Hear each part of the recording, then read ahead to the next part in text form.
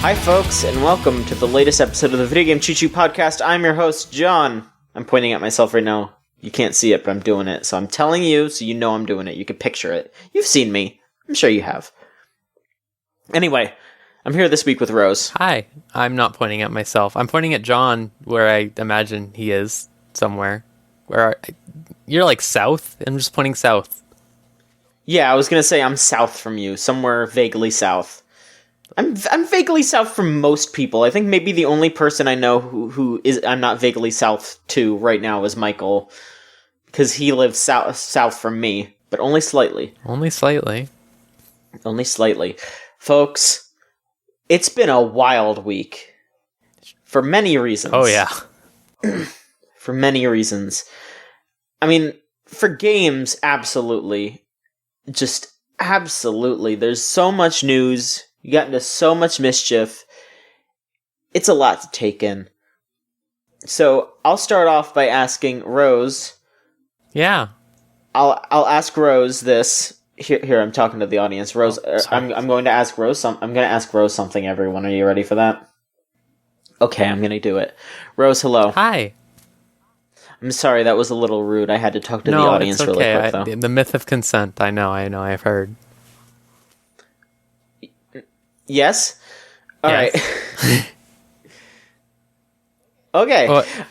Rose, yeah. What's been going on with you? So I just moved into a new place, for reasons, and it's nice. I have a nice little room. The internet's not great, but it's fine. It's fine. And, I've been playing a lot of Monster Hunter. It's what I've been doing. So you got Monster Hunter, okay. Yep. I saw you got Monster Hunter and I was shocked. I mean, I got it mostly just because I was starting to feel the fear of missing out, and sure. I mean, it didn't really grab me that much. I like it, but it's not like the craziest, like my favorite thing. Yeah. Like, I still feel like out of the two games that came out that day, I still like Dragon Ball more. I just don't really have as many people to play Dragon Ball with. Yeah. So I end up playing Monster Hunter more. Yeah, it seems like really bad timing for those two games, because I see like both people on both ends of the spectrum of like, I have a friend whose friends are all big into fighting games and they're only playing Dragon Ball, and then I have a bunch of friends who are like, oh, I bought Dragon Ball and I'm not even playing it because Monster Hunter. Yeah. It's interesting. So I've only played a little bit more of it, you know, like I've touched some stuff. I feel like everyone's ahead of me, and that's fine because I'm bad at it. I'm pretty bad at it. So I'll pass the baton to you then, Rose. How are you feeling about Monster Hunter? I played Monster Hunter 3 for the first time, like as my first one when it was on the Wii, and that game sucks, if I'm being honest with you. You have to play the whole thing with that one is it had underwater combat, and think about underwater combat in any video game, and then think about it in a Monster Hunter game, and yeah, it was just basically, do you want to play Monster Hunter, but you have to move in 3 dimensions, and also you're really slow. So how does the new Monster Hunter compare to that? Compared to 3? Oh, it's like miles better. Like everything, like, first of all, being able to use an actual controller, not to diss the Wiimote or anything, but being able to use an actual controller is like a lot. And actually being able to see it on like HD with like, you know, actual maps you can read and stuff like that is really good.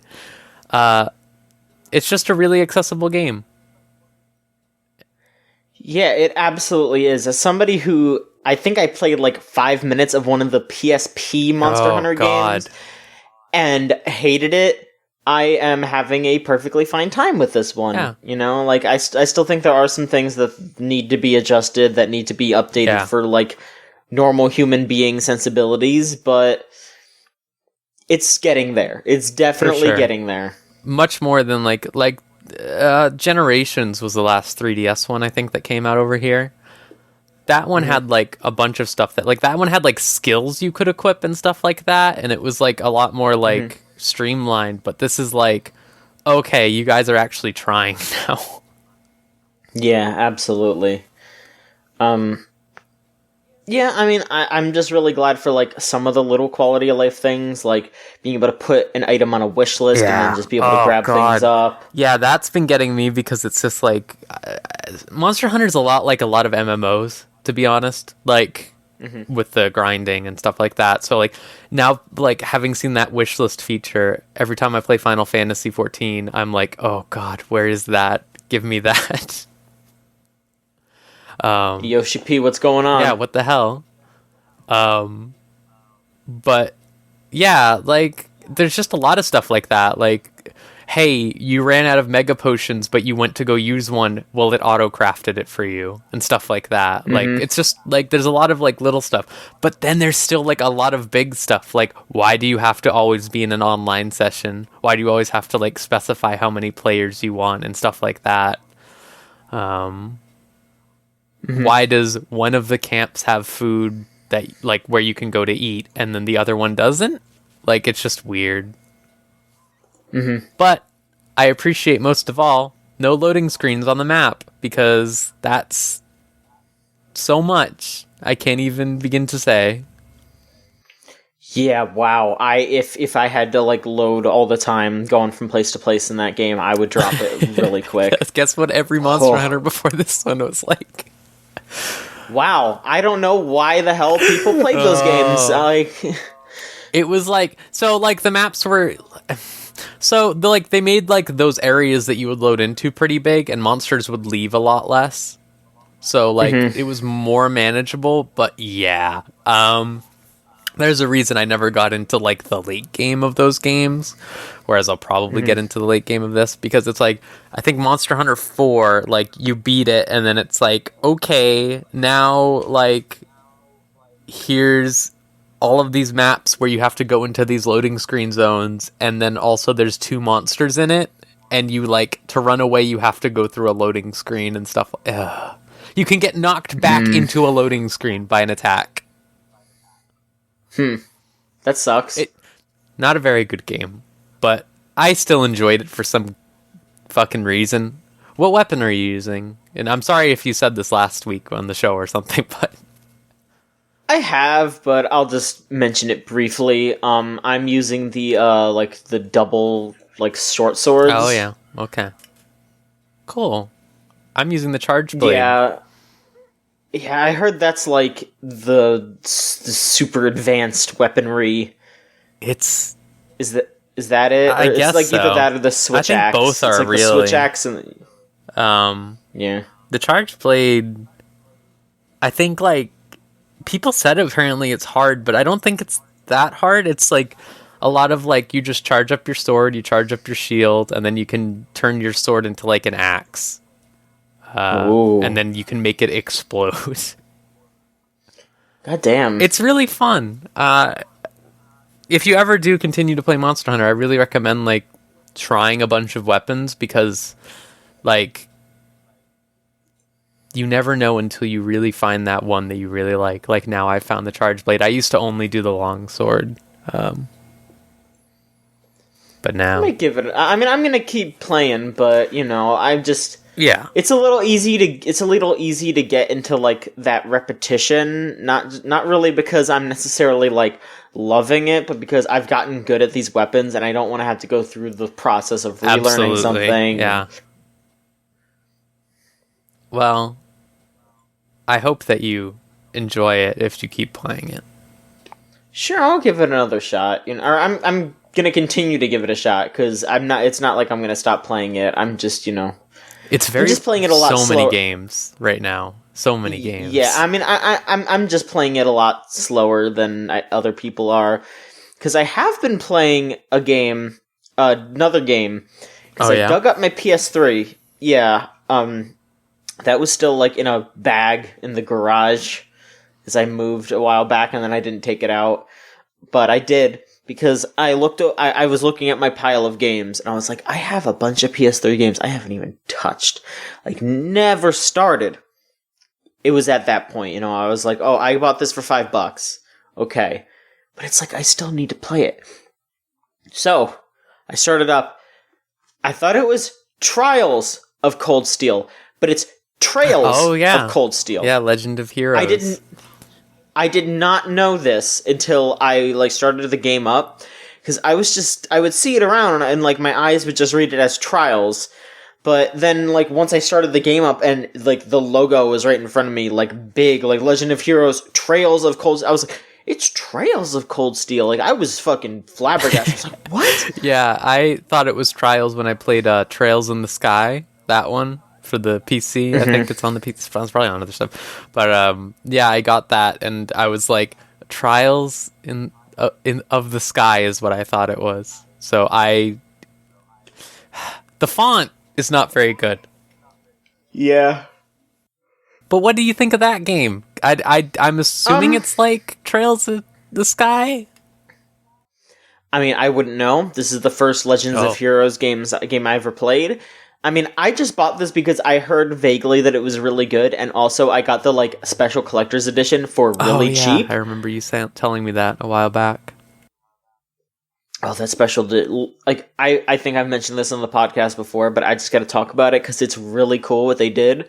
I guess Xseed or whoever was bringing it over to America, I think they like got the rights to the first and second game at the same time, so they were like, "Oh, we know that we're going to bring the second game over here."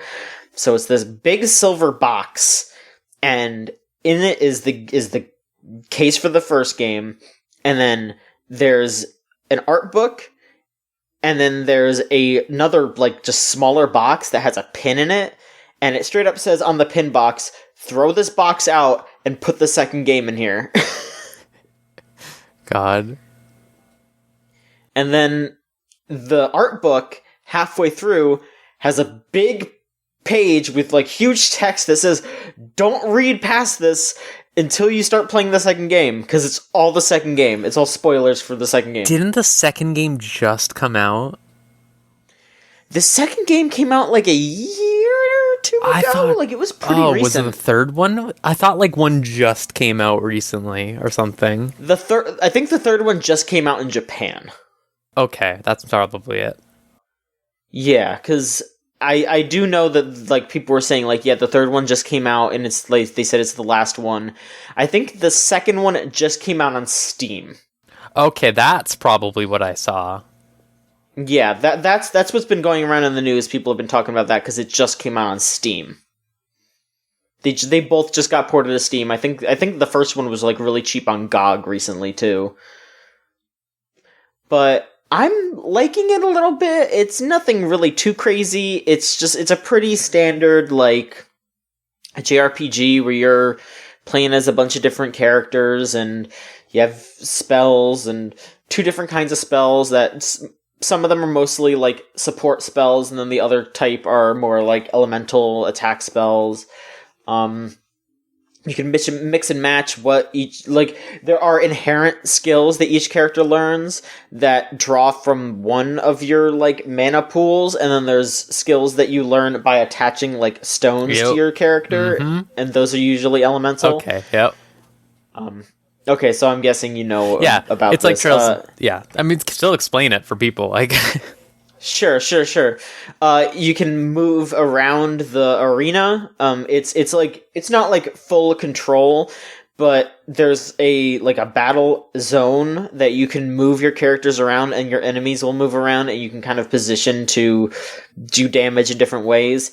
And also, I haven't gotten far enough yet, but I think there's some kind of like, I don't know if it's as much I don't know if it's like the Fire Emblem thing, or if you put your characters next to each other, they start to like get friendly and or start dating or whatever. But I think it's something similar to that. Where I'm pretty sure it does. That's what I heard about it. Because I think we had we had someone playing it at some point, and Austin played one of them a while back, and I have to admit I don't remember exactly what the review said. I think And I think it was for the second one. Oh, yeah, I think that they were saying that it was like it had like persona parts. Like I think that's what they straight up said. So I'd imagine that it's like that. All right, yeah, and I mean, I'm having a good time with it. Like I said, I'm not that far, but it's fun enough. I'm liking it. I like the characters. There's some characters that I'm a little like about, but you know, there's characters like that in every game. Like, there's one character that as soon as he showed up, I was just like, "Oh, this is Byakuya from Danganronpa." Oh, like, boy. it's just the same like rich snobby asshole dude. Like, all right. And then there's like another guy who is it's kind of annoying because like while I kind of agree with what he's saying, he says it so constantly and it's really annoying because the school that you're going to in the game is like kind of separated by class. Like the rich kids go to like one area and all that stuff.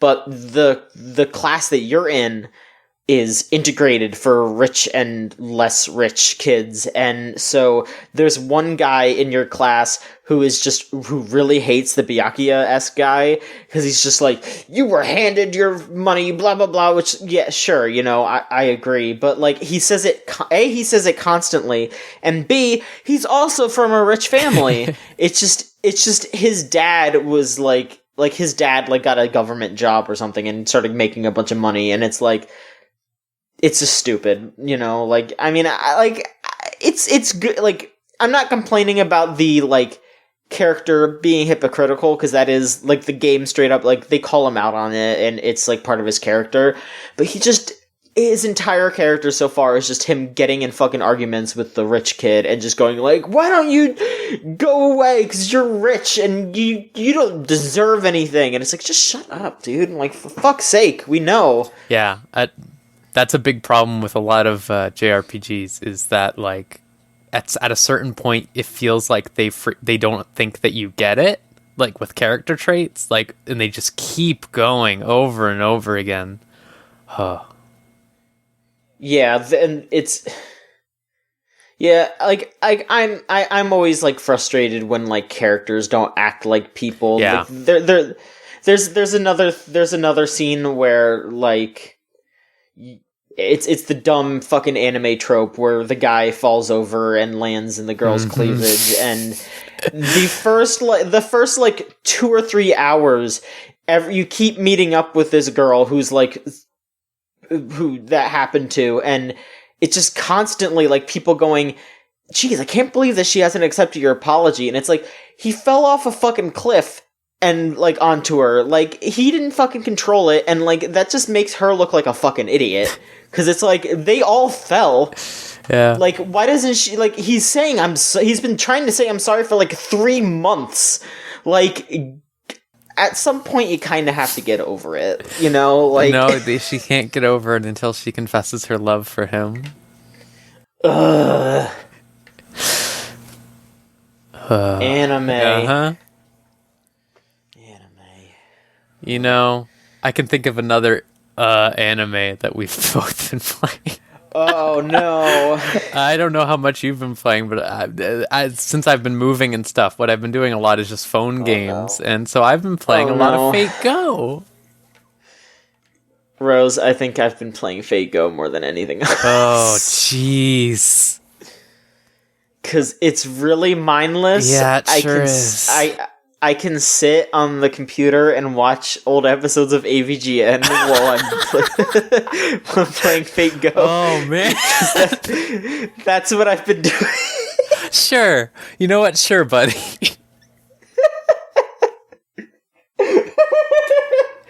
You're valid. I support you. I'm not proud of it.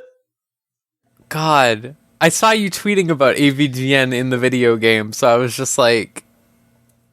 now I know why. Now I get it. I'm not disappointed, but I feel like everyone knows at this point that I'm like an AVGN apologist. Like I grew up watching AVGN, so I've tried to go back to his older episodes, and it's really dumb, and like I just kind of laugh at him because it's so bad. But honestly feel like since he's gotten like older and now that he's like a dad of 2 kids and he's just like this fucking old dude, he's calmed down a lot. I think like And he was never like really that angry, which was always crazy to me. Like he only did it for like those outlandish parts, but like when he was like actually talking about the games, he was usually like pretty chill most of the time. well, that's the thing is that like right at the beginning, he definitely plays it up. Like Yeah. that's where all the the famous like Bart's my ass and Krusty's my balls and like he's just like screaming about shit. Like he's just like I'd rather be playing with dog turds. Like that's when he says all that shit. But as time goes on, he definitely like became an actual like almost an actual critic. Like what. Like, there's a bunch of legit interesting episodes that he did. One of my favorite ones is the one where he talked about the Sword Quest games.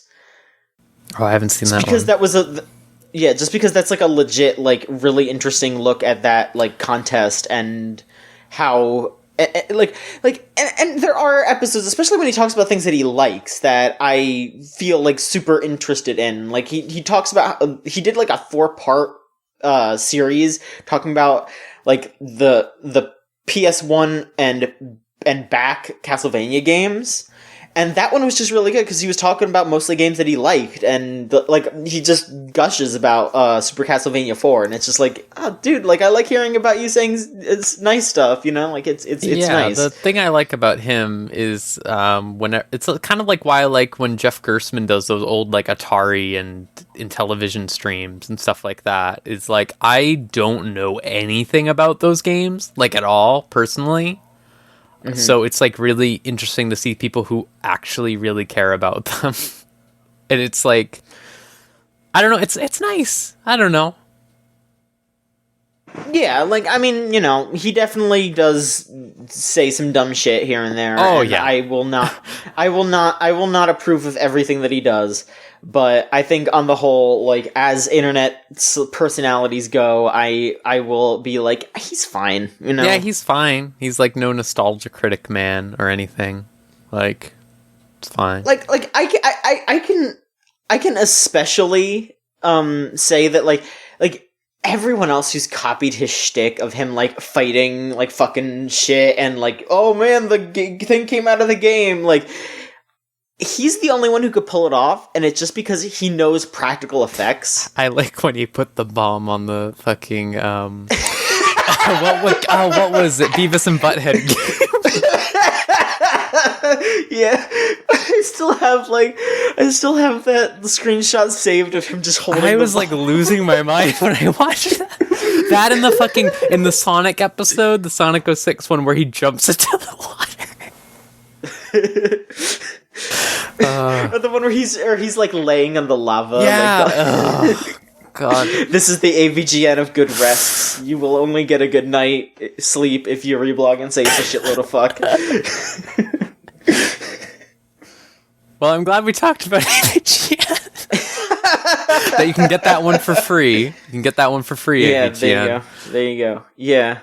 But so Fate Grand Order. I didn't even know that's what it's called. Sure. Yeah, that's what it's called. It's Fate Grand Order.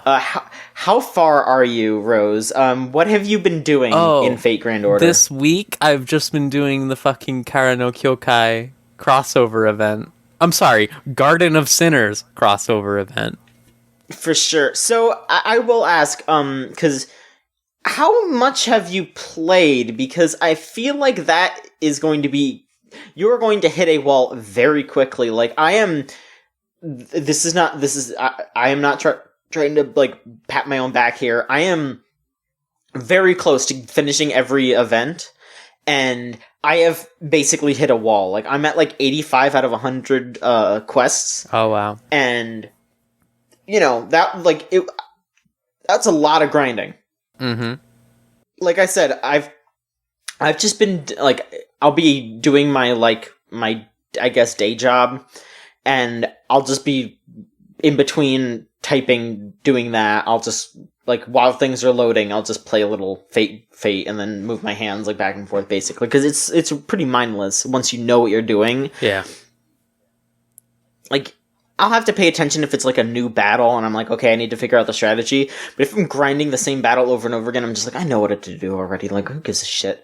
Well, before I ask that, do you have any 5-star characters? 5-star. I don't. Okay. Okay, I have one 5-star. I think. Do you use them? No, because I got the thing is that I just haven't like raised her level up enough. I probably will eventually, but I rolled the 5-star Shiki Saber from this event. Yeah. Well, I've only done 40 missions out of the quest thing because I've only done the prologue, and a little bit of Orleans, I believe. Yeah, that's surprising. That's a lot. So I have Emiya, and then I have... Oh, okay. And he's not great, if I'm being honest with you.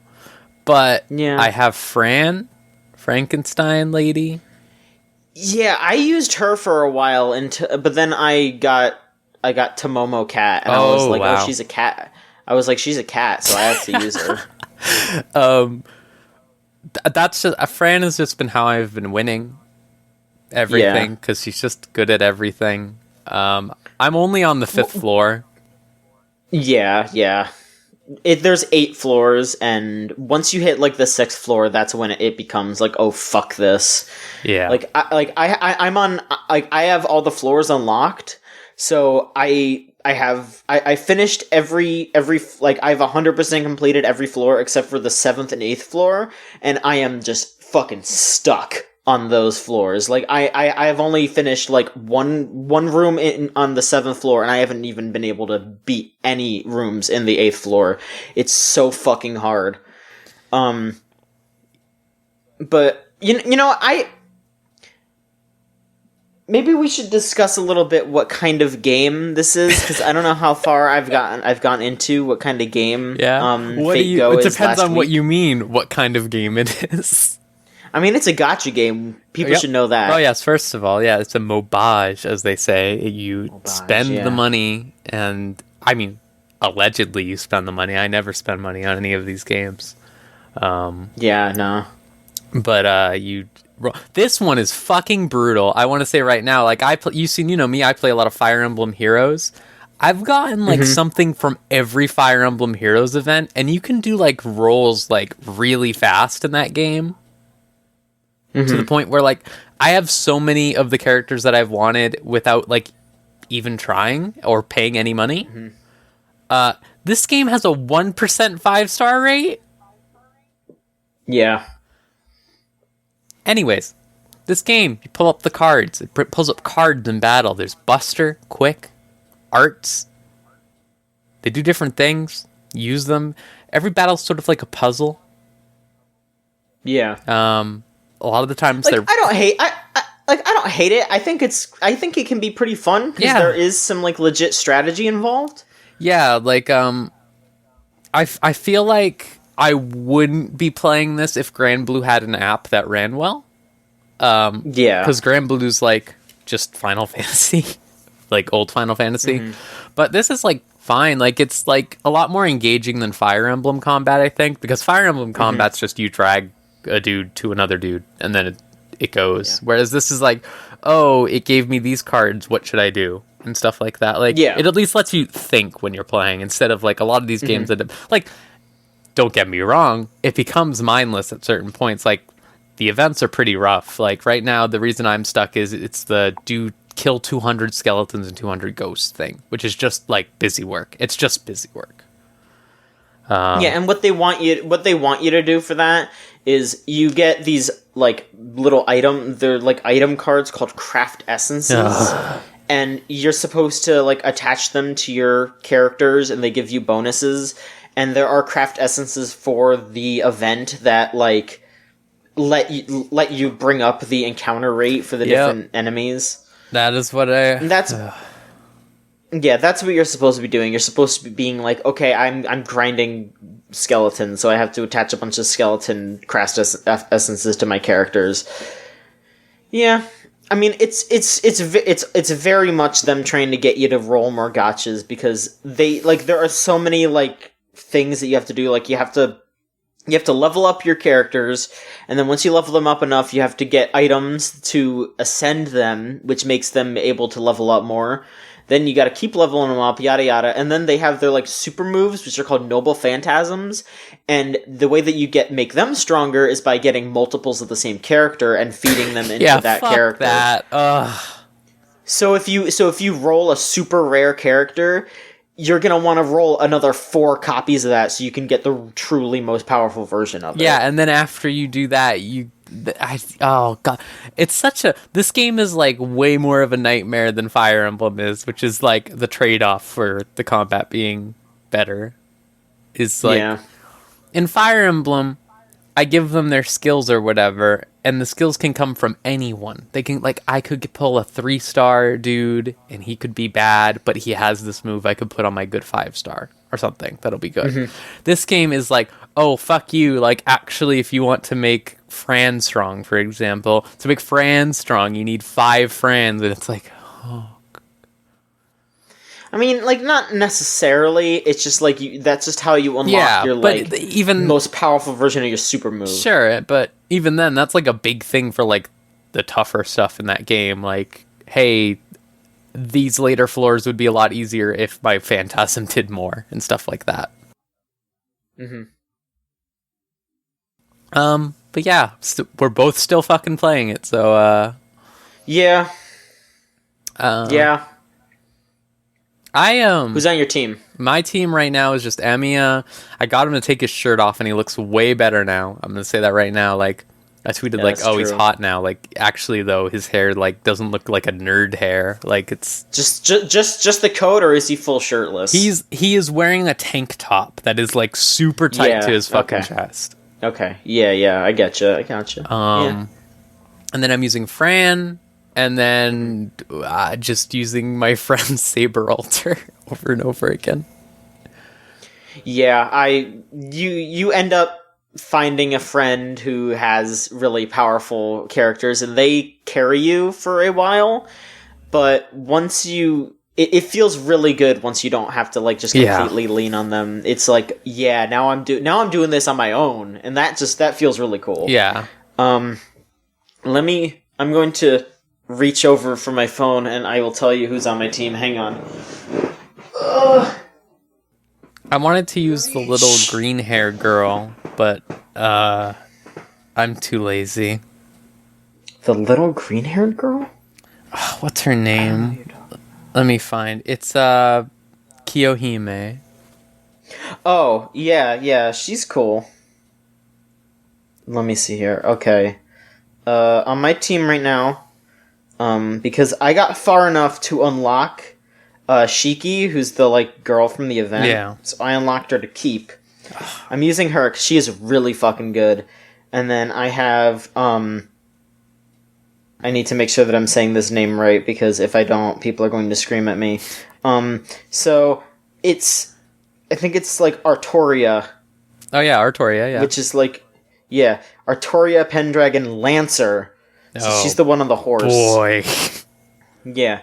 I have not unlocked the one where her boobs are super out, but then she also doesn't have nipples. I don't have that. I haven't. They don't have nipple. It's really bizarre. I'm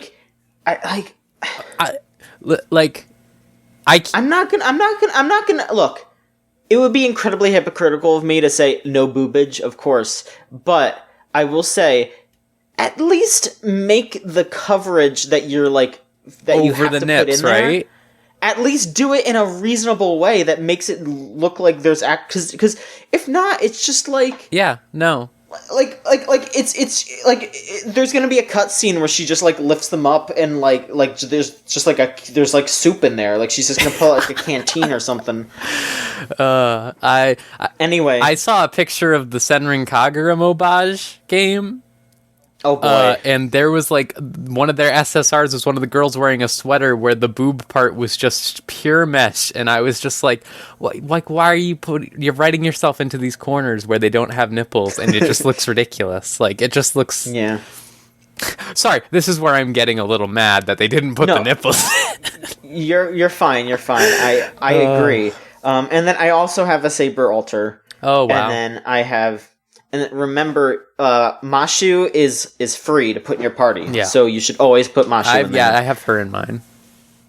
And then I have Tomomo Cat. So I've leveled up enough that I have fucking I have 4 4-star characters in my party at all times because I don't give a flying fuck.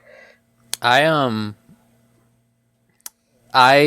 keep rolling. So I've done a lot of pulls. I've actually been playing this game for I think longer than you.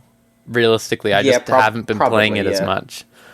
I've done a lot of 10 pulls on the Saint Quartz, and I just keep getting craft essences. So I guess I have like almost every craft essence in the game. But I don't have any characters. So that's something I don't like, because that was something I had tweeted about. I think, like, I don't like craft essence. I like it when, like, the story gives it to you or, like, an event gives it to you. But, like, when you're doing a 10 pull and you just only get craft essence, it feels like such a slap in the face. Yeah, especially because there are so many just completely shit craft essences that you really quickly level out of. And it's super annoying to just get a bunch of the same ones, especially because, like, yeah, I have hit a point where I've basically leveled up all the way some of those craft essences that you get a shit ton of. And it's just like, God, I don't fucking need this shit anymore. Exactly. Like the Valentine's one, I think I did like 8 pulls trying to get Bride Nero. Or like 8-10 pulls. And I have the Valentine's one where they're wearing maid outfits. I forget what it's called, but I have like 11 of those. Oh boy. And I have 5 of this one of the fucking Shiro man holding a hot dog. I don't know if you've seen that one. It's fucking... I don't think so. Oh my god. I'm gonna have to fucking tweet it at you later. It's... Sure. But, yeah, like... Yeah, I don't know. I feel like I'm pretty lucky with Mobages. Like, I'm not trying to, like, toot my own horn, but yeah, like getting that Saber Shiki, I was like, holy shit. So, there's always a chance. Yeah, I mean, I just got I have almost every single Lin in Fire Emblem, so I'm feeling alright about that. There you go. So I guess I will impart some advice to you. Oh, yes, please. So I have had multiple friends of mine who also play Fate tell me that you should just save all your quartz, save all your free rolls, because I don't think it's the next event, but I think the event after this one, or the event after the one that's after this one, is the one where you get Jean Alter. Oh boy. And she's like one of the best characters in the game. Like, she's still, like, even in like the Japanese version where it's like 2 years ahead of us, like, people are still using her. Alright. I was gonna try to get the Shiki because I think she's cute, but I'm just gonna try to get normal Shiki, I guess, the 4-star one, and then I'll wait. If you end up like getting her, and then, because the thing is that the kind of cool thing is that if you do all the events in the game, you actually get like enough copies of Shiki to level up her Noble Phantasm all the way. Oh, cool! And you also get enough, because her like ascension item, which is like I said, how you can keep leveling her up. Her ascension item are like sharp knives or something, and you get enough of them to ascend her all the way as well. Oh, nice. Yeah, so you don't have to worry about like doing anything weird for her. Just as long as you do all the missions, you can unlock everything for her. And also, the good thing is that, and I know it's not going to happen anytime soon, but I think they're redoing this event in Japan right now. Oh. So in like 2 years, if you miss anything, you'll be able to catch up. Okay. Well, all right. Yeah. Yeah, thank you for telling me that, because I was just going to get like some quartz late. Like, I was going to get enough for another 10 pull and do one later, but I guess I'll just wait. Yeah, you got to save for Jalter. I absolutely didn't do that just because I was kind of like, I'm just going to give it a shot. I'm just going to I'm gonna play the event. I'm gonna have fun. Fucking worked for you. So I mean, it did. Like, I was just like, I roll when I get stuff. Like, I usually just try to use summoning tickets, and I usually, like, I'll use quartz here and there, but because of how hard this event has been, I've actually been using a lot of quartz to just, like, redo matches, because I've been getting my ass kicked so often. Uh-huh. So, I absolutely don't recommend doing that. That's more just me being frustrated and not wanting to have to replay things.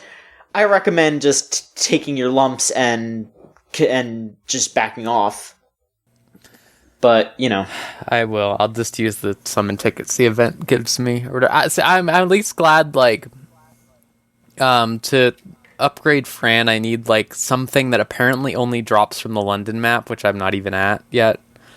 And the reward for opening one of the doors is literally just the thing that I need to upgrade her. So I'm... Like, that's the nice thing. Yeah, this event gives you a lot of really useful shit. Like, you can, like, in the, like, event store, you can go in there and get, like, 30, like, level 5 EXP item things. Oh, that's what I've been doing. Yeah, like I did enough grinding that I literally bought every single one in the store, and I used all of them, and I ascended like 3 characters all in a row just because I leveled them up all the way. Like, I was like, fuck this shit. That was good. That's why we fucking play these video games. The gratification. Yeah. Ugh. Yeah, that's all it is. That's all it is. Oh boy. All right, we need to talk about Fate. Yeah, sorry everyone. I'm sure you enjoy this like fucking in-depth discussion about the titty game. Yeah, we are the 2 people who like this was the fucking like perfect storm here, because if anyone else was here, they'd be like, shut the fuck up, and we'd be like, yeah, you're right. God. Rose, so you have been busy. Did you get anything else squeezed in with your time there? Yes, actually, I have been playing Iconoclasts. I don't know if you know about that one. Yes. It's a good game. People who don't know, it's just like a Metroid Mega Man-y, but it's like a Metroid Mega Man-y game where you're this girl engineer in this like future-ish like world where you just go around and like you fix things with your wrench and you hit people with your gun. I don't know how to it actually has a story, and I feel almost wrong describing it as Metroid and Mega Man-y, only because like that's the easy thing to do, but like it really does make itself feel like its own game. So the thing that I really like about it the most is, like I started to say, the story. It's about like religion, and like the government in that world is basically run off of like super, like, what's the term I want to use? Like a dictatorship, but based on religion, where it's like, oh, this one woman who's in charge of the government is like the only one who talks to God. So, and then like you go like, oh, well, why would people believe that all of her like generals and stuff are like basically immortal? Ooh. So like anytime like they get attacked, they just like they could get like beat the shit out. Like one dude like just gets like shot like straight up, and then like he just gets back up a second later and he's fine.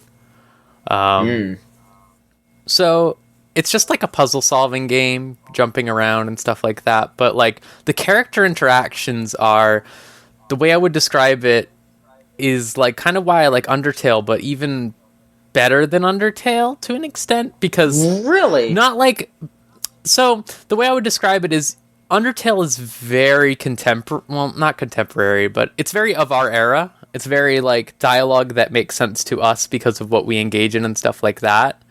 Sure, yeah. The way that they talk in Iconoclast is very goofy and like jokey, but it's like super sincere.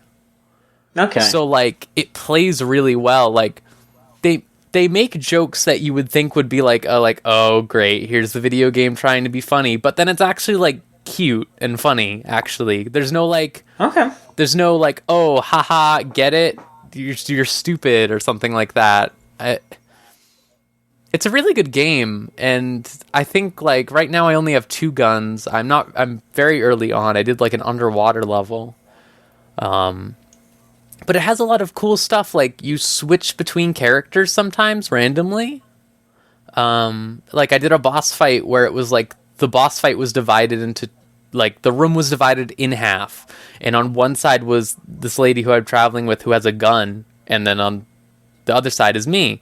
And like you had to like in the boss fight in real time like do this puzzles on the left side to solve the thing so that the lady with the gun could like you then play as her and shoot the boss on that side. And like it was just like, oh, this is really cool, and you don't expect it because you play as like that one character the whole time.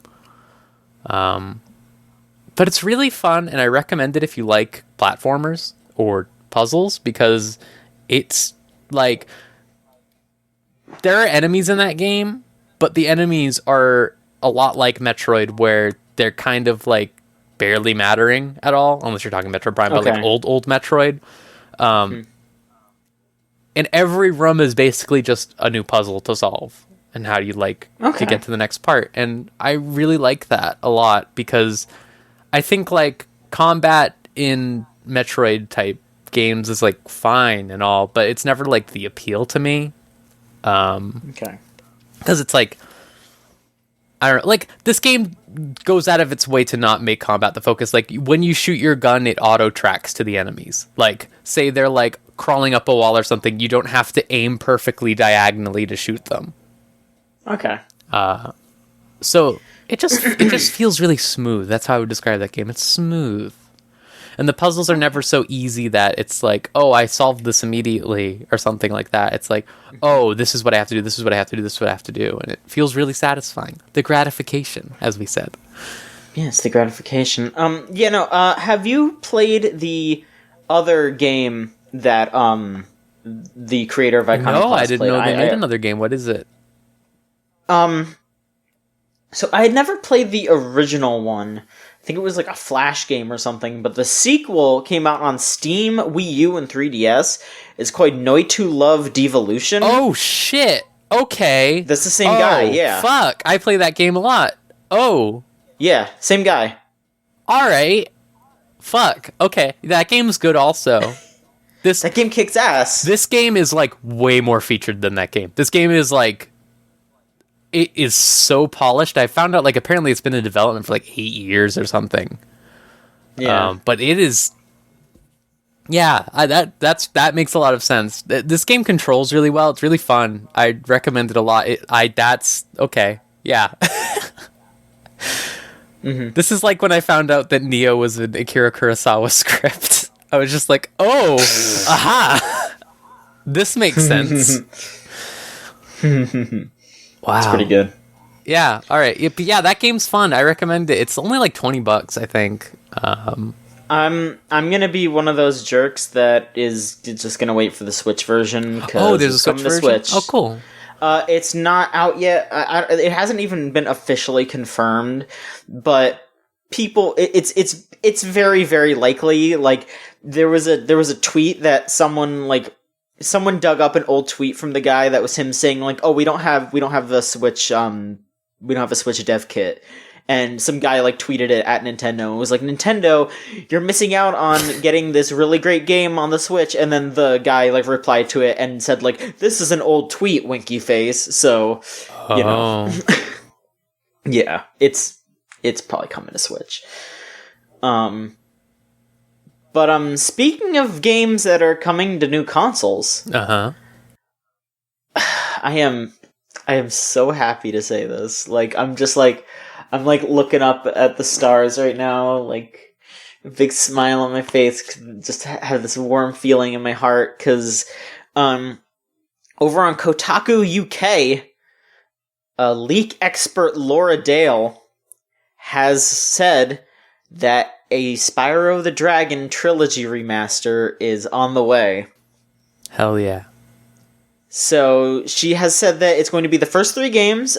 She said that it's going to be announced sometime in March, and then it'll come out by the end of the year. So that's going to be Spyro the Dragon, Spyro 2 Ripto's Rage, and Spyro 3 Year of the Dragon. The good ones. The good ones. She says that it's going to have... It's basically going to be the Insane Trilogy treatment, where they're redoing the games from the ground up. It's going to be by Vicarious Visions. I'm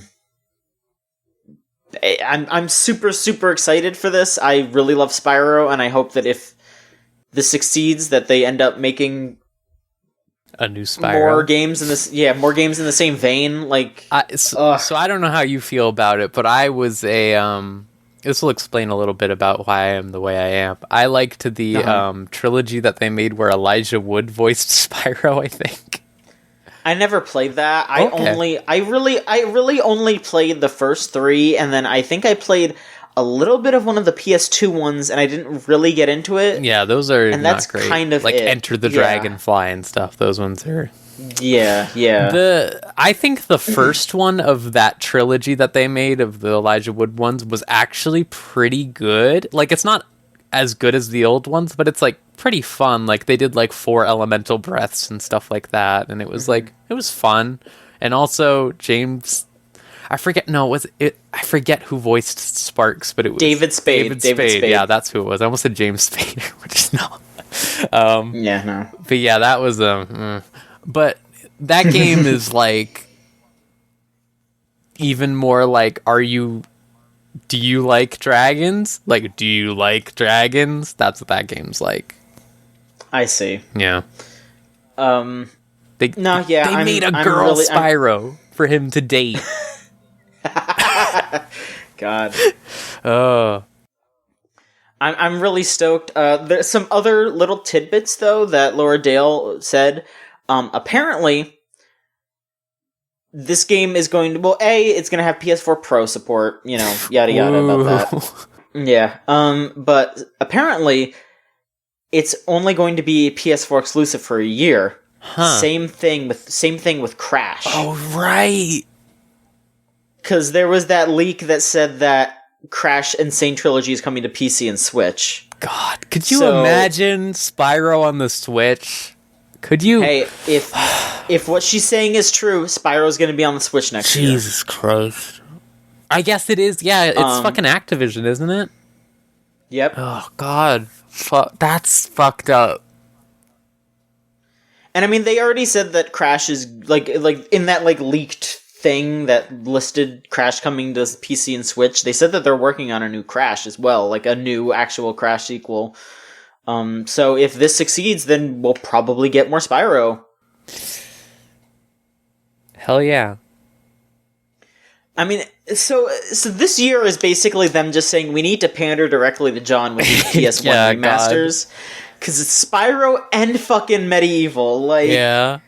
Come on, people. I'm glad they're doing that because, when you look at Sony, these days, the past, 10 years, you go, what exclusives really matter, when you think of Sony. Same thing with Microsoft, really, because, Nintendo has such a, foothold in that stuff with, the Mario, the Zelda, the Kirby's, all that stuff. No one goes that crazy over Infamous or, even God of War nowadays. People will buy the God of War game, don't get me wrong, but you don't see people going, absolutely insane, over Mario, or even Halo, though Halo's kind of dead now. Yeah, but, Crash had a huge pop. Yeah, exactly. Everyone was super excited for Crash. Yeah, that's what I mean, is, I'm glad they're getting back to when, PlayStation had a lot of stuff. Yeah, let's be real. Medieval's not gonna do that. But it'll still be numbers. A name that people like at least. Spyro will. Yeah, Spyro's gonna sell like crazy. Yeah. Yeah, no, I'm super stoked. I can't wait for that to come out, and I can't wait to cover it. I can't wait to do that. Yeah, I can't wait to cover. Also, you're talking about new things coming out that I'm excited for. They announced they're making new Nier stuff, so that's good. They didn't say what it was, but they're making new Nier stuff now. Really? They said Nier slash Drakengard. Slash Drakengard? Yo! Man, Yoko, they must have, like, once Nier started selling like it did, Yoko Taro must have just turned around to the people at Square Enix and was just like, you motherfuckers are gonna let me do anything I want. I'm making Final Fantasy 16. They need to let him make Final Fantasy 16. I know that they don't let him do Dragon Quest because he wanted to do Dragon Quest back like after Drakengard 3, but he kept being like, I want to make the slimes into an actual villain, and they were like, no. Oh my god, I love him so much. He said in Game Informer he wanted to make a pinball game next. They need to let him make his pinball game. Yeah, that's Final Fantasy 16. Like, I mean, Nier Automata got made because he wanted to make a shmup. Like, oh my god, please make Final Fantasy 16, and please make a large amount of that game fucking pinball. You get the random encounters and it just goes into pinball. Oh my god, I'm on my hands and knees begging, please give Yoko Taro this power. He deserves it. But yeah, I'm excited for that. Like, because I know that, like, they mentioned, like, I think like 3 months ago, they were like, hey, we're making an actual established Nier team now at Square Enix. Like, apply for it. And then, like, a month later, they were like, we got everyone. So that's so good. I'm very excited about them saying slash Drakengard. I can't even imagine. So I don't know if you saw this. I didn't finish Drakengard 3. I got a little ways in. But I saw a post that was like, because I think there's a new Nier play going on in Japan right now. Yeah, they just redid the Yorha play. Yeah, so I think someone interviewed Yoko Taro after one of the showings of the play, and he just casually was like, oh yeah, one of the characters from Drakengard 3 lives on the dark side of Earth because Earth stopped rotating, so there's just a character from Drakengard 3 still alive and just doing shit on the other side of the Earth that you didn't see. Yeah. And it's like, what the are you fucking kidding me? They mention her in the game, too, in Nier Automata. Like, I didn't notice this, because I played Drakengard 3 after my first playthrough of Automata. So when I turned my second one, like, literally in the first town, they're like, oh yeah, that character from Drakengard 3 supplies our weapons. And I was like, oh! Okay! God.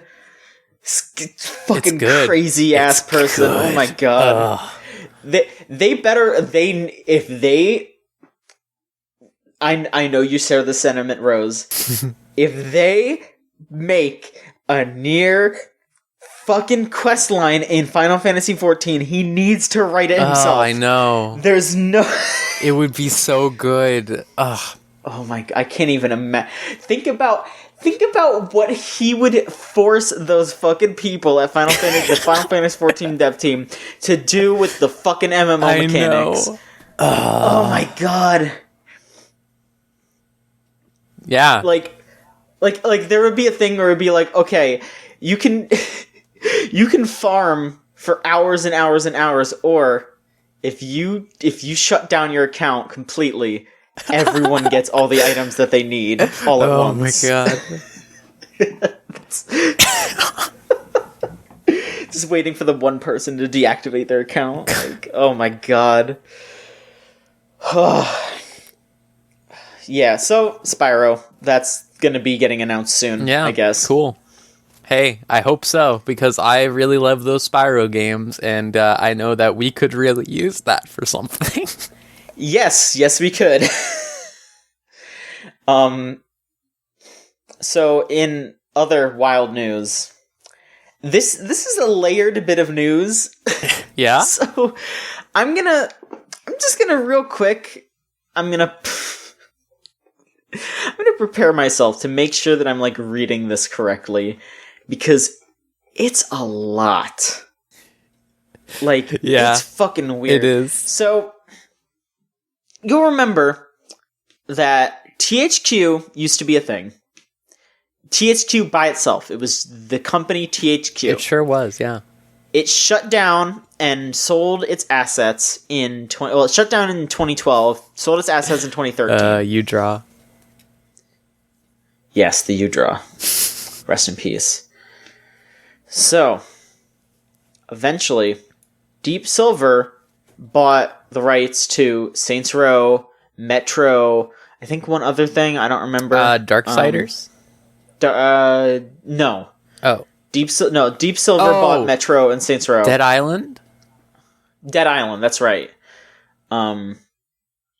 So, and then here, I'm just reading this like timeline off of Polygon because it's a little easier.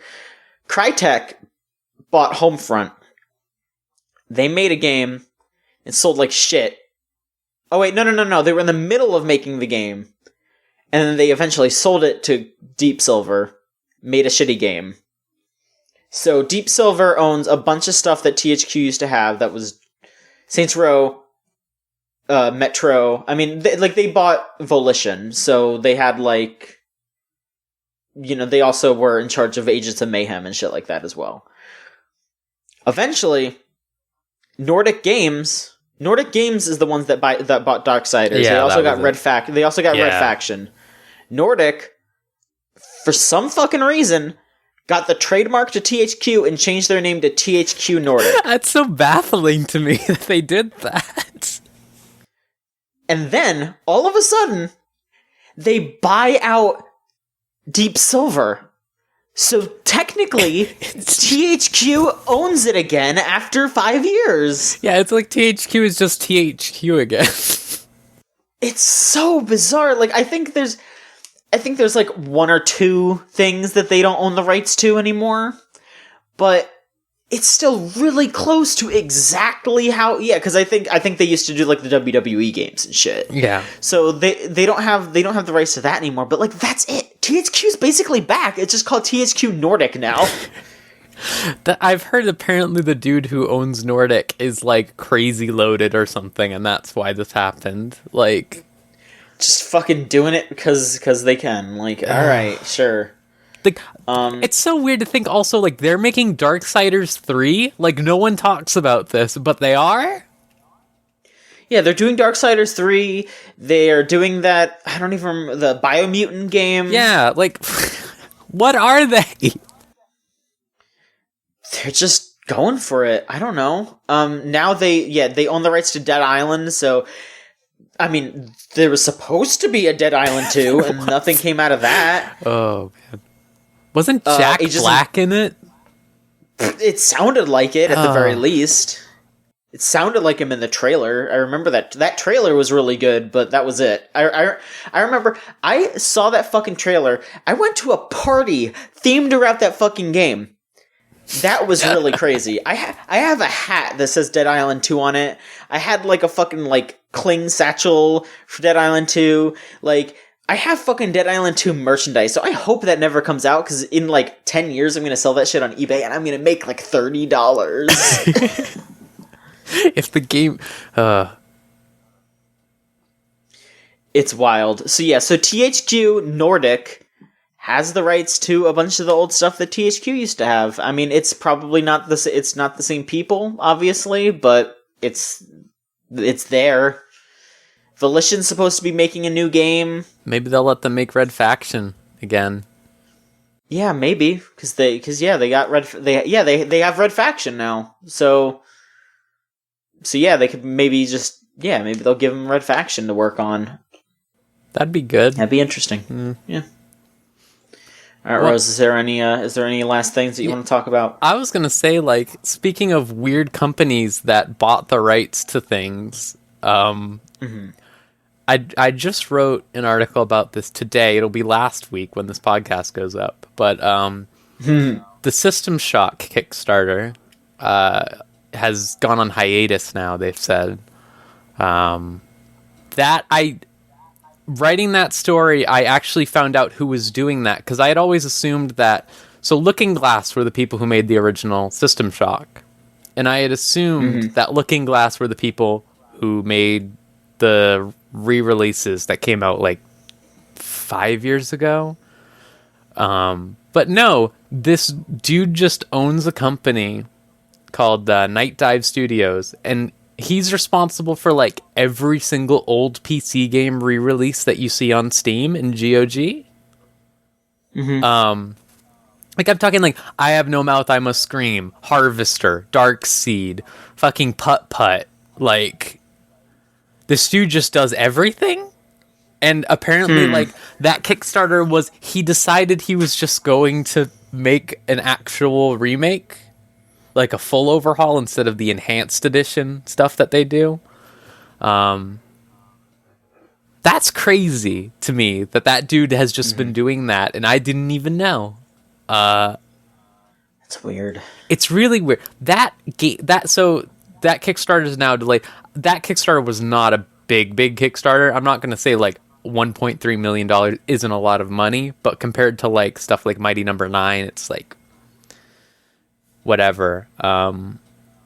It's really weird to read like the update that they put out to say that they were putting on hiatus, because they said like, so they had a working Unity demo for it when they announced it, and then they ended up switching to Unreal like last year, and then like they just said like, we kept adding more and more new things that had nothing to do with System Shock, and now we don't know what to do. And it's like what was a port studio doing?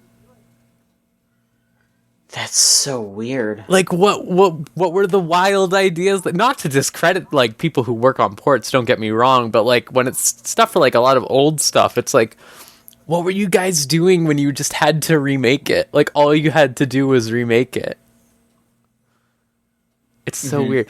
Anyways, that was, like, that had made me think, like, because a lot of the news stories you read about this thing, like, a lot of them, like, just what we've gotten to be with Kickstarters recently, where it's like, well, that's never coming out, right? Or like, that's like gonna be really bad. But this still looks like it'll probably come out, because that dude just has hella money, because apparently he just buys all the licenses from dead companies. All right. Jeez. Yeah, it's better than, like, we wrote about this like a year ago, Project Phoenix. That's a fucking mess. That's a fucking nightmare. For people who don't know, that's like a Kickstarter where like they were like, hey, the Final Fantasy Tactics man is gonna make us a new RPG, and then it was like, oh, actually he's barely involved. Also, we're making this a multiplayer game now. Also, we took all the money and used it to make another game. And Kickstarters, it's a gamble. It really is. It's a gamble. Like, you gotta know what you're getting into. Yeah, you really do. The worst part too is that, like, with this one, it seemed like it was like a no-brainer. Like, it was like they provided a playable demo that ran well and like showed good. And it was just concept. a remake. Yeah, and it was just a remake by the people who made the enhanced edition of the game. Like, it seemed like it should have been super easy, and even this is like, no. Even this is like, oh, this can't work out for some reason. Like, man, Kickstarters. That's all I was thinking about. Because when I was writing that article up and I was reading about that dude, I was like, what the fuck?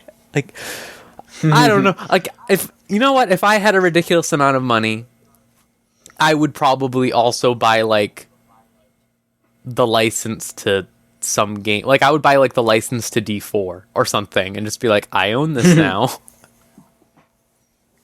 It's like, hey, Swery, whenever you're not busy, come on over. Exactly. Like, it is really interesting that, like, you think of like how many games from like Glover. Do you know who owns Glover? I don't know who owns Glover.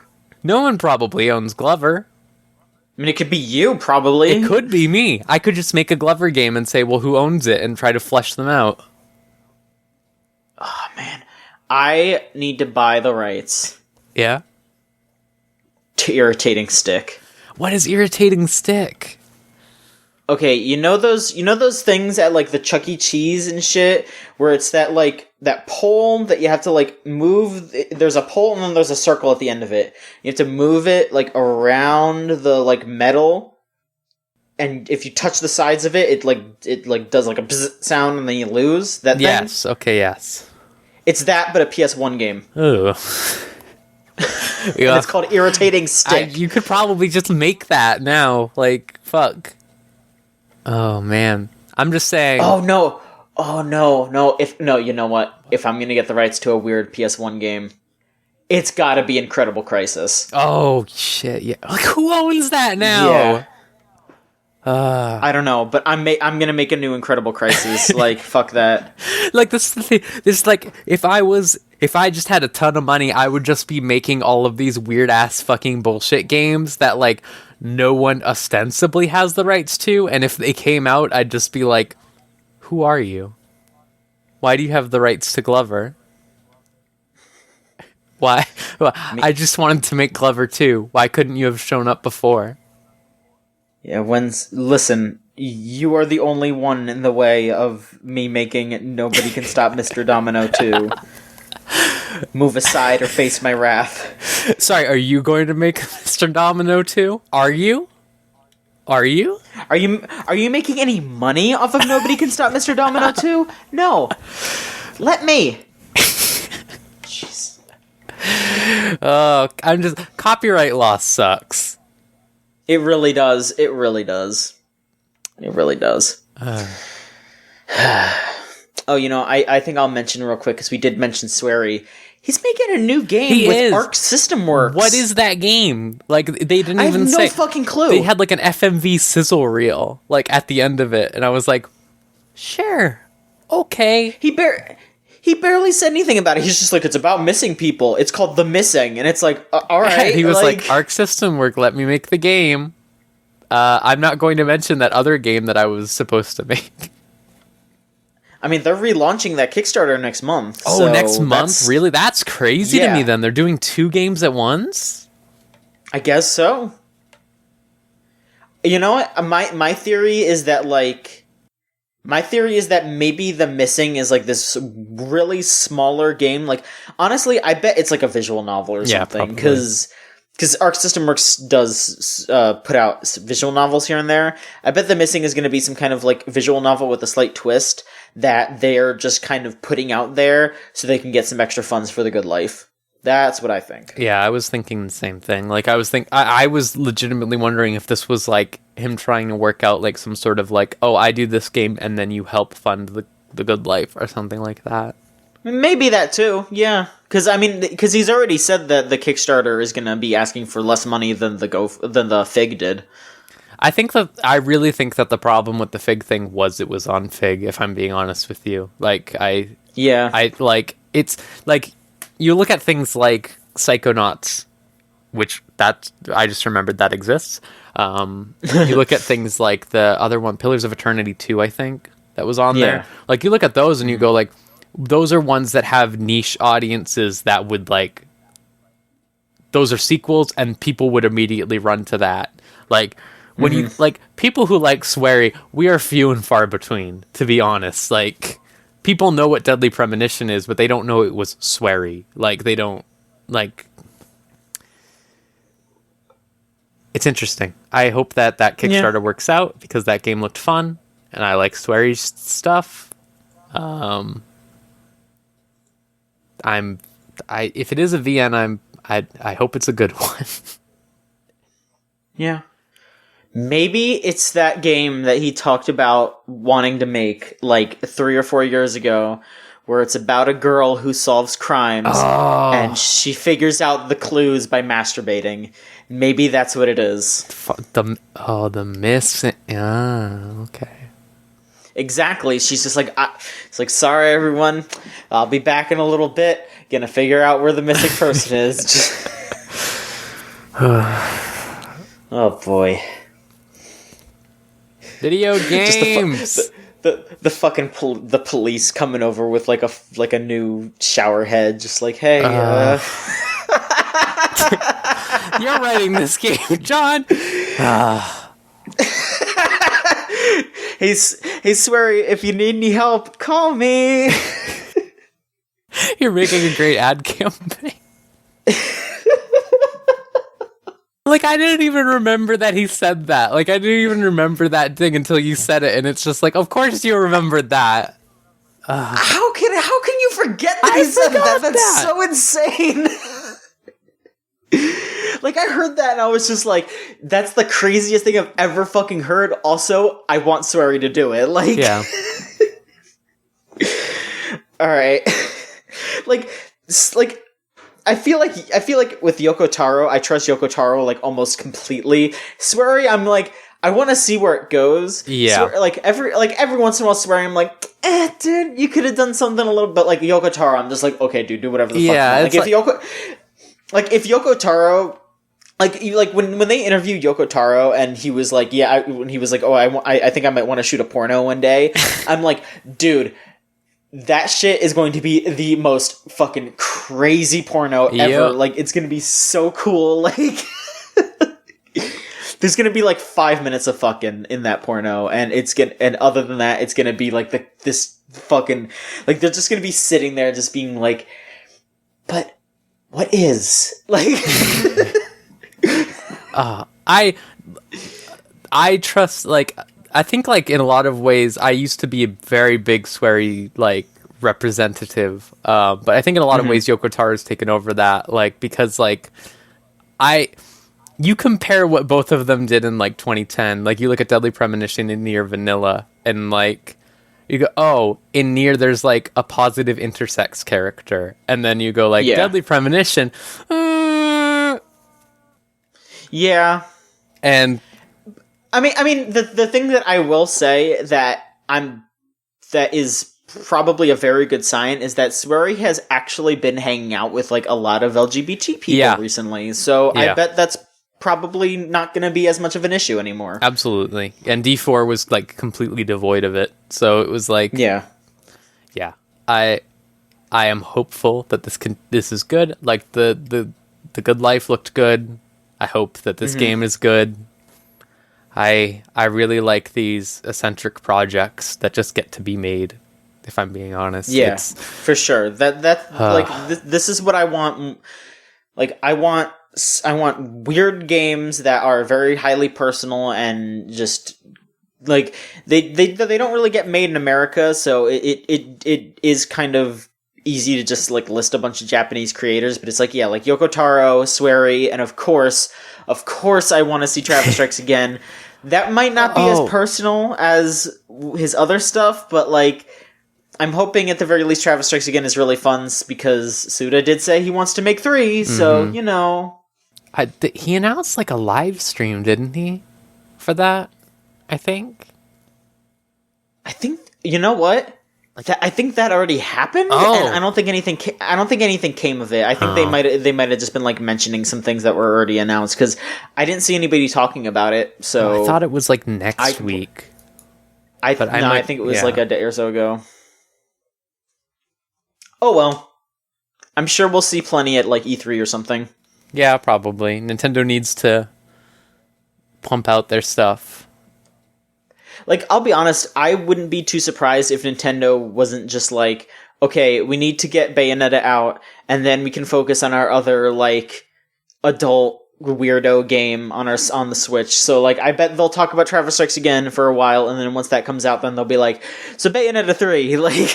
Yeah. Ugh. I need to know what Bayonetta 3 is. We'll talk about that in a little bit. So, now that we're done with that, we can move on to questions.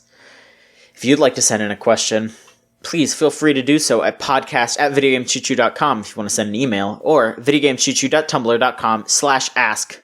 That's our Tumblr. You can send in questions that sound very much like this. I think, Rose, you're probably going to be the one that can answer this one, because I didn't play too much of it, but... and I played a good amount of it, but not a crazy amount. Anonymous asks... 2-part question here. Who is the most fun to fight Cuphead boss? And which Cuphead boss do you think you could beat in a fight, or at least have the best odds against? I think the most fun is, barring the last phase, I think the King Dice one is like really fun. I think it's cool to have a boss that's like a bunch of different random fights every single time, but you can learn each of them or whatever, and you just have to get through them until the last part, which is just annoying in my opinion. And for when I could beat in a fight, probably like half of these, like fucking, like some of them are vegetables. Like I'm not little tiny fucking cup man. I don't fucking like if a frog is trying to start shit with me, I can just throw a frog. Yeah, like if we're talking like I'm the size of Cuphead.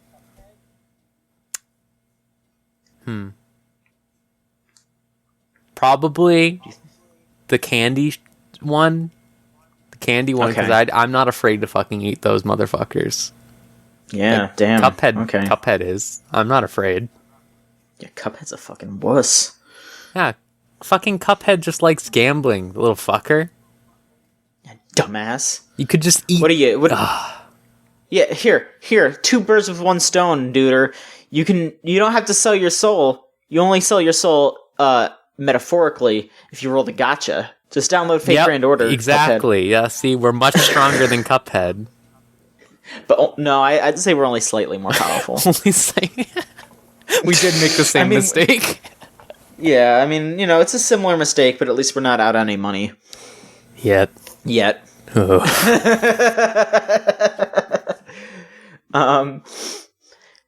Shoeless asks, is there any real life or fantasy weapon type you would want to use to hunt monsters?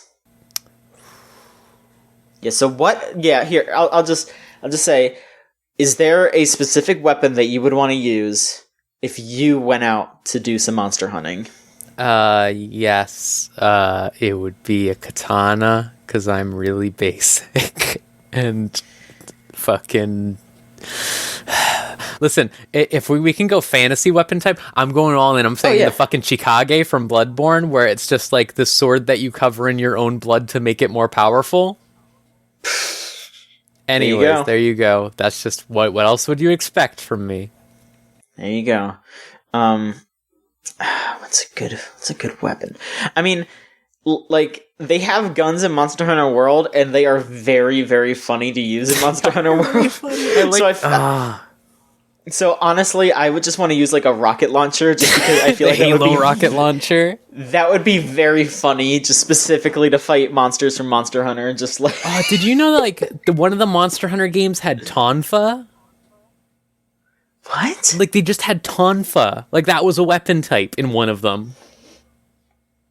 Monster Hunter is wild. There's a Monster Hunter game where they made reskins for all the monsters to make Evangelion characters.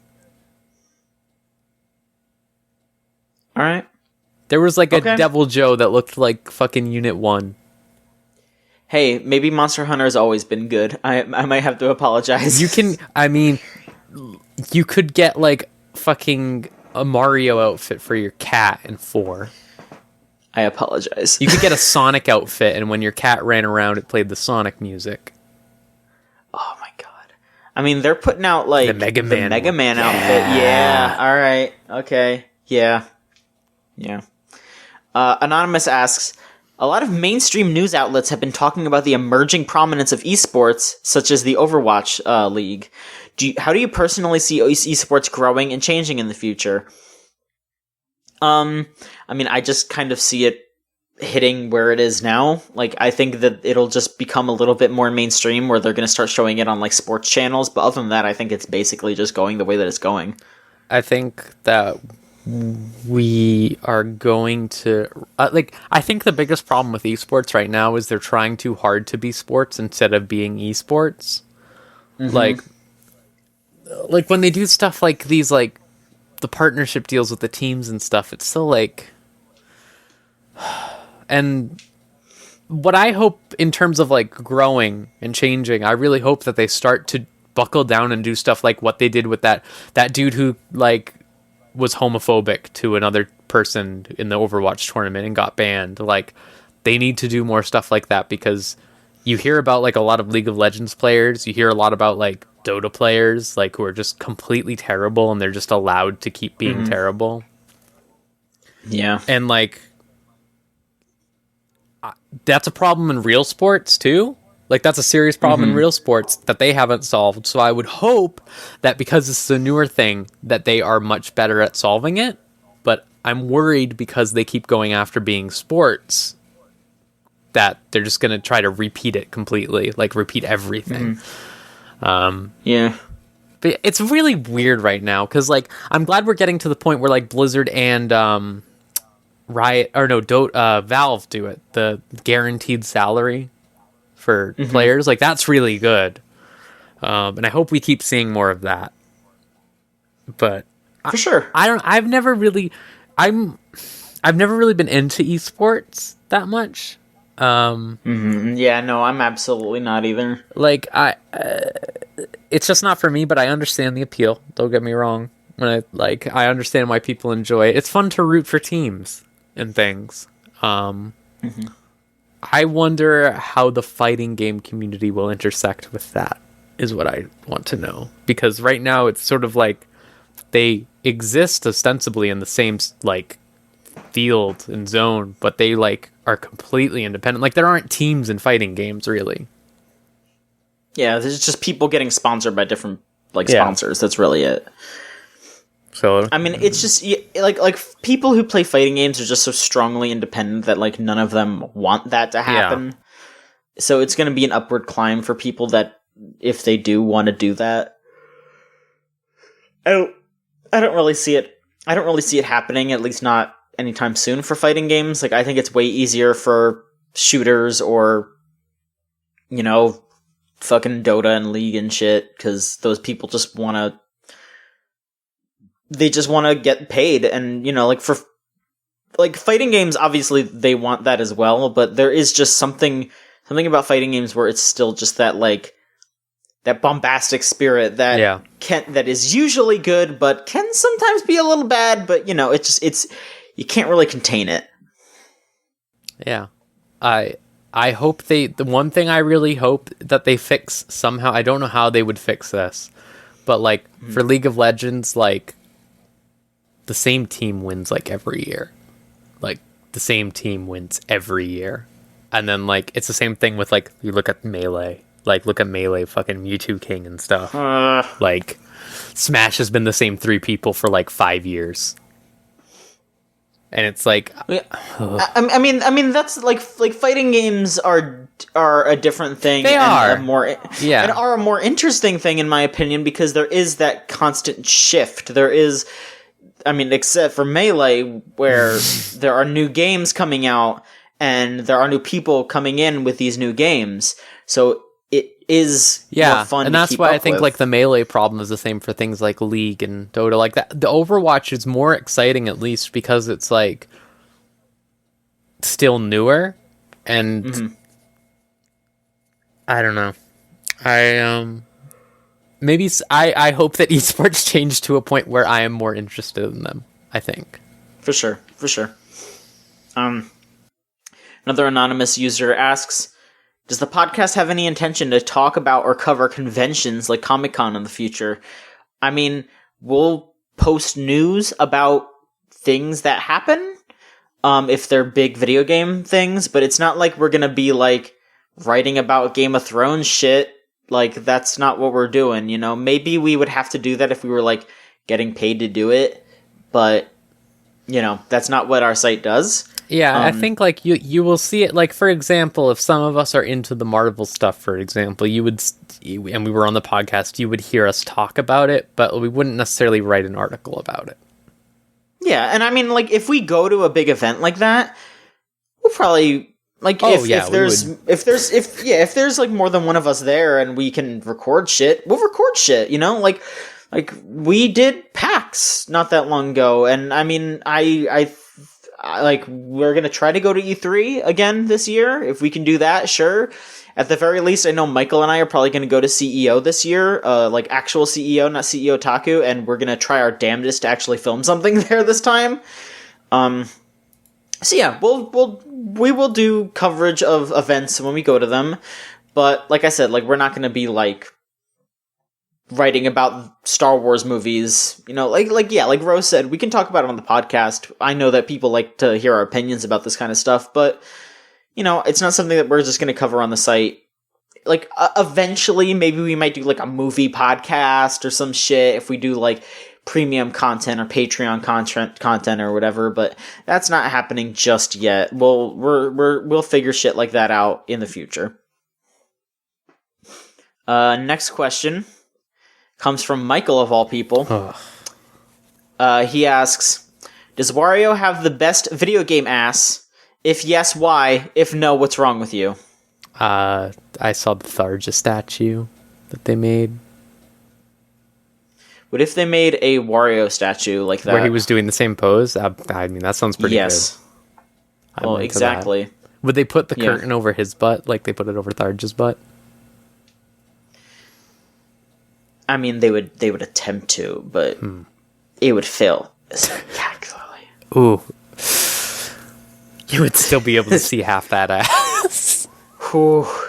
And what a half it is. Yeah, no, I mean, it's probably the largest.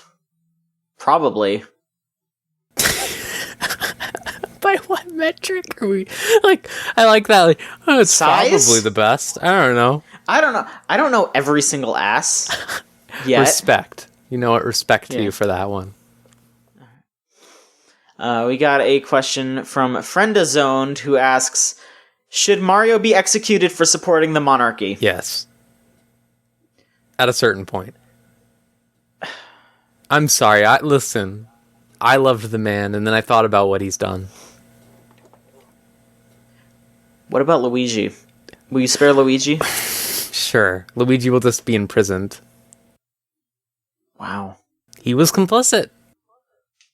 Although, actually, really, he could get off because I was seeing that apparently in Super Mario World, I didn't know this, they just say Mario when you play as Luigi in all the cutscenes.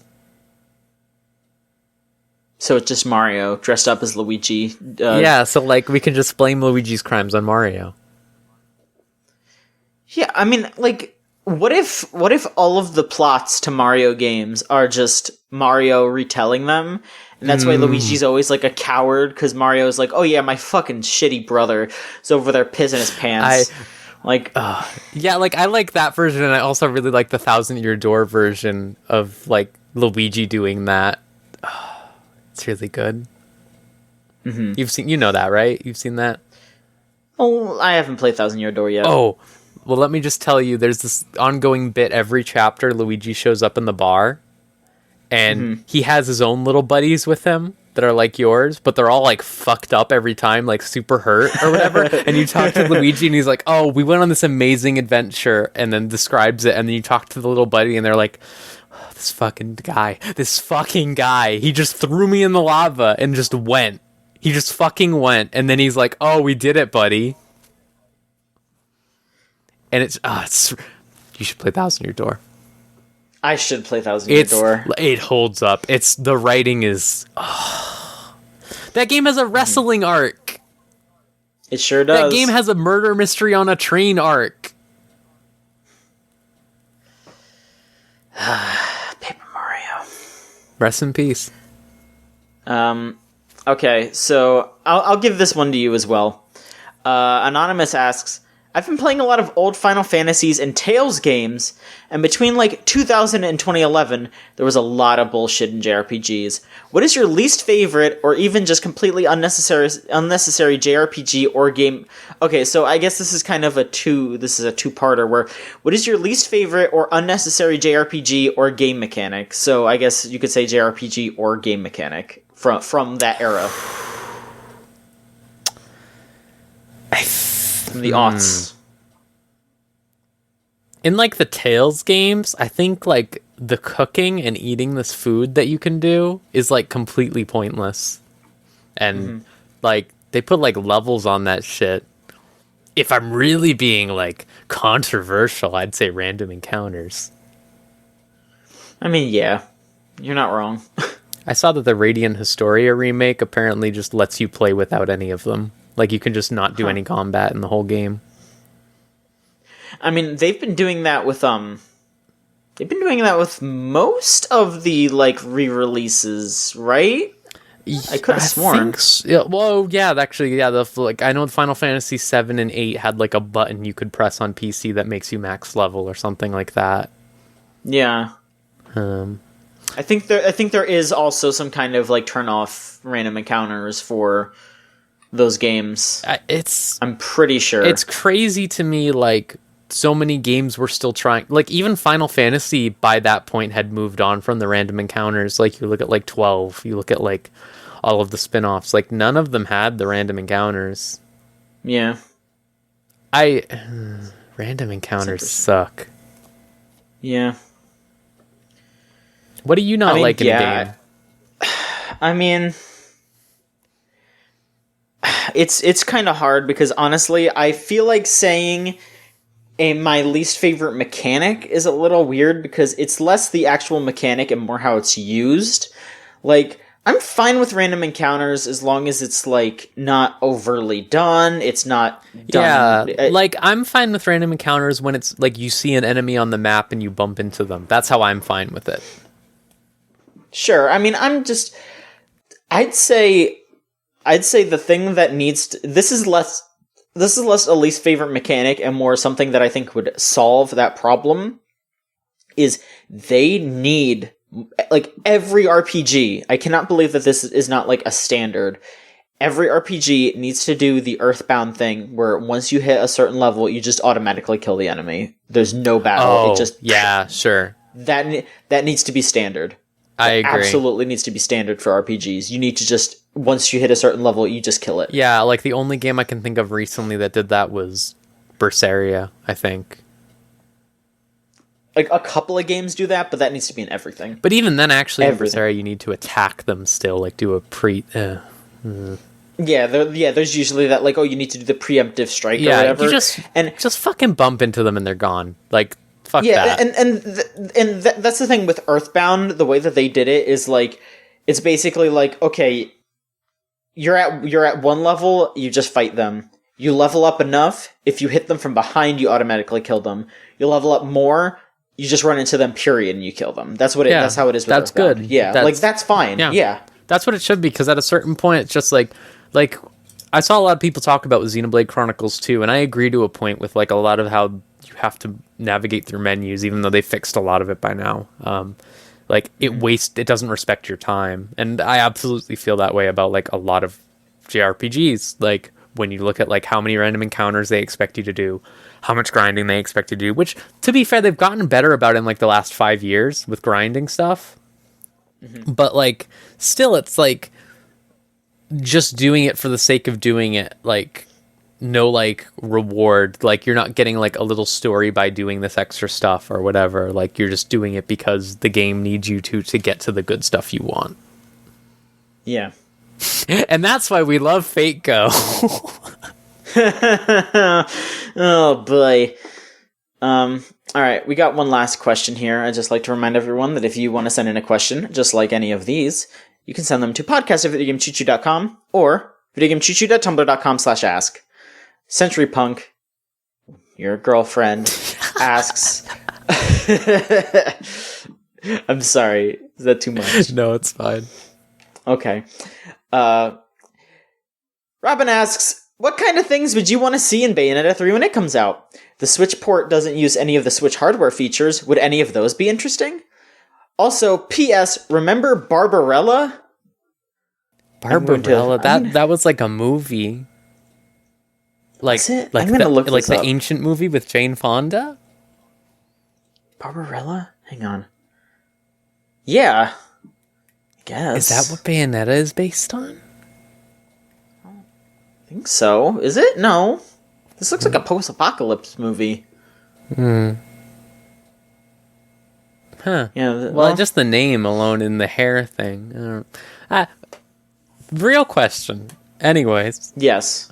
My thing is, like, I don't know what the Switch does. Like, really, like, you could say the Joy-Cons, the motion controls, but, like, Bayonetta 2 didn't really take advantage of being on the Wii U. It just sort of existed, which is kind of disappointing because Wonderful 101, like, super took advantage of being on the Wii U. I mean, I'm kind of glad that it didn't because it made porting it to the Switch way easier. Exactly, yeah. I kind of hope that they don't, and if they did, it was just like an optional thing that you could turn off. Yeah, I was gonna say the same thing because it's just like I love how Bayonetta plays already. Yeah, I love exactly. what that series is. I don't like if they make it it wouldn't necessarily be like a barrier of gameplay, but if they make that fast combat any like slower or make it any more Gimmicky difficult to or get something. yeah, like I don't want that. I want to just be able to play it. Yeah, like if they had like one level that was like, like the Space Harrier level or the Afterburner level in Bayonetta, like if they did like those sequences were switched like with the fucking like you do the Joy-Con something with them because of the motion plus or whatever. Like that'd be fine, but I think I'd rather see them do that with Wonderful 102 or whatever they did. Like if they made another Wonderful 101 because like Wonderful 101, I'm saying this again. Like I've never seen a game take better like use of its console than that game. Like that game like it just felt like good. Like it made sense like, oh, you're controlling it from the tablet. Oh, look, you went inside this underground thing. Now it's on the tablet. Like it was great. Mm-hmm. Absolutely. Yeah. Like Kamiya definitely sat down and looked at the Wii U and just milked that tablet for everything it was worth. Yeah, exactly. And that's what I feel like that would work for more because I think Bayonetta is like more pure action. Like compared to like Okami, for example. It's stuff like that. For sure. I will say real quick, I just saw a screenshot on Twitter where I guess they added a like new little note that Rodin gives to Bayonetta where he like mentions Smash Bros. Oh man. He's basically like, hey, I was hearing about you having your fun with your all-star battle team thing. Can I come next time? Like Rodin wants to be in Smash. I wouldn't say no. I wouldn't say. Oh, the final Rodin fight. Oh, I want to get Bayonetta. Resisting. Yeah, they need to put more platinum characters in Smash Bros. I'd stand by Wonder Red just like I did day one. Yeah, Wonder Red would be a really good pick. Like, I mean, that's who I thought it was going to be for a while. Because there were all those rumors. I remember, like, when Smash 4 was just about to come out, there was a bunch of rumors being like, oh, Sakurai was spotted going to the Platinum Games office. Do you think he's talking to them about putting Wonder Red in? And everyone's like, yeah, they're going to do it. And I then wish. just years and years, everyone was like, oh, they're going to put Wonder Red in. They're going to put Wonder Red in because Bayonetta's too adult. And then they just put Bayonetta in. And it's like, all right, you know what? Hell yeah, I love Bayonetta. Like, sure. She plays so good in Smash, too. Like, I've never seen, like they just ported her. Like, they just... Like, she just plays like Bayonetta does. Like, it's so cool. I was, like, immediately, like, doing really well in online matches when she came out. Because it was just like, oh, I know all of the Bayonetta stuff. Smash on Very, Switch, very as you always say. I'm kind of with you on it now that I have a Switch, and now that I've... Cloud Strife. They are just wasting time.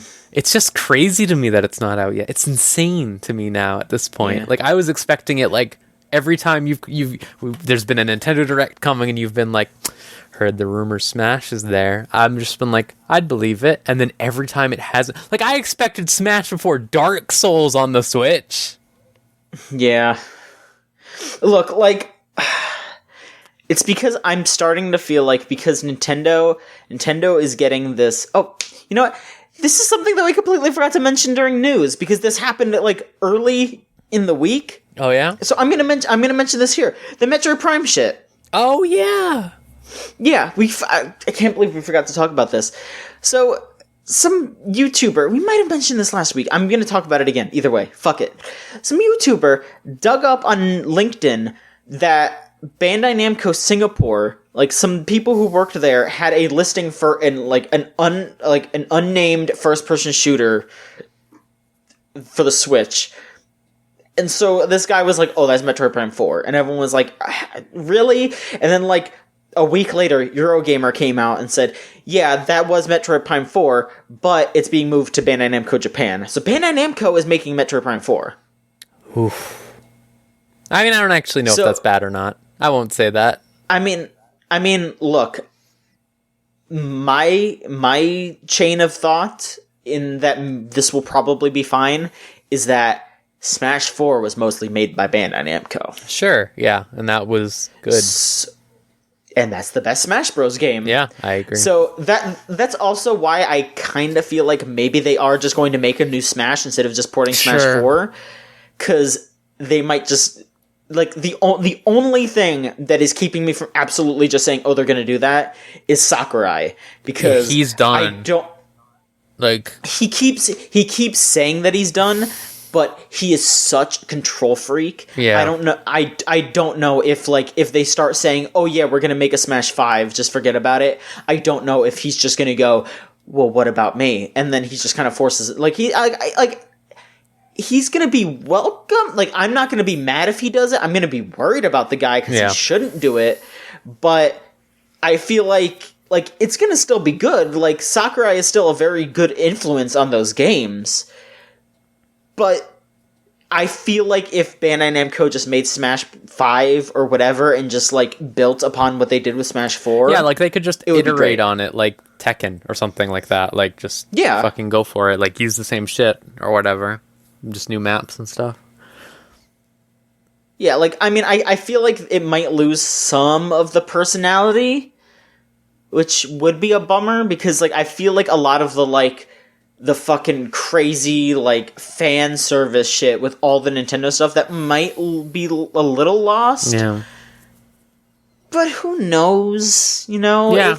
I would just love if Sakurai if that motherfucker just sat down and he just sat in a chair, didn't touch anything, and just said, hey, if you could do something for me, could you put the song from Joy Mech Fight on the Famicom in this game? Can you do this for me? Like, if he just did that and just kept his fucking hands right on next to his body, that's what needs to happen. Like, I just need Sakurai to be like, look, I need you to get this song from Glory of Heracles in this game. And it's like, all right, yes, that's what we need to do. Like, that's what I want from Sakurai. I don't want him trying to practice the game by himself in using 2 fucking GameCube controllers to play the game like he was doing for Smash 4, because he wouldn't let other people fucking, like, bug test. He would play Smash Bros. By himself. Like, he shouldn't do that. Like, his hands are gonna fall off. I love Sakurai. And also, I want him to make a new game. I want him to do something that isn't Smash. Like, I fucking love Kid Icarus. I want him to do something that is different. I want him to... Like, he should make an Ice Climbers game. He should make, like, fucking... He should... If someone were in front of me right now, I would be, like, grabbing onto their collar, like pleadingly, like, Sakurai needs to make a new Mach Rider. That's what needs to happen. Like... He needs to make a new Mach Rider. I'm just interested. I would be very interested in anything Sakurai does, because I really liked Kid Icarus Uprising a lot. Like, I really liked that a lot. Also, another game where, he murdered his hands. What is... Oh, the man. It's like Hunter x Hunter, like, where they're always, like, blowing up people's hands. He's doing it to himself. Yeah, like, I want him to have a nice break. I want him to...